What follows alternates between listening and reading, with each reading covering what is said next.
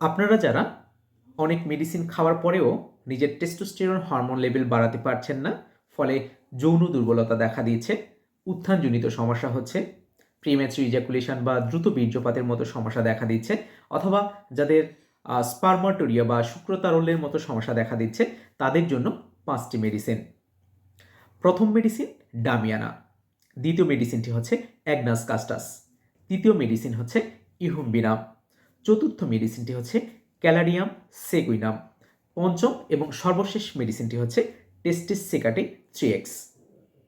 এই মেডিসিনগুলো লক্ষণ হিসেবে ব্যবহার করলে আপনার টেস্টোস্টেরন হরমোন লেভেল অবশ্যই বৃদ্ধি পাবে এবং আপনার যৌন দুর্বলতা দূর হবে।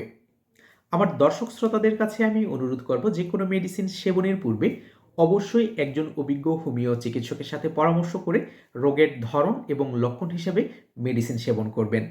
এতে খুব ভালো রেজাল্ট পাবেন এবং দ্রুত রিকভার করতে পারবেন। সুস্থ থাকুন, ভালো থাকুন। স্বাস্থ্য বিষয়ক যে কোনো পরামর্শের জন্য টিটিএস হোমিও মেডিকেয়ারের সঙ্গে থাকুন। ধন্যবাদ সবাইকে।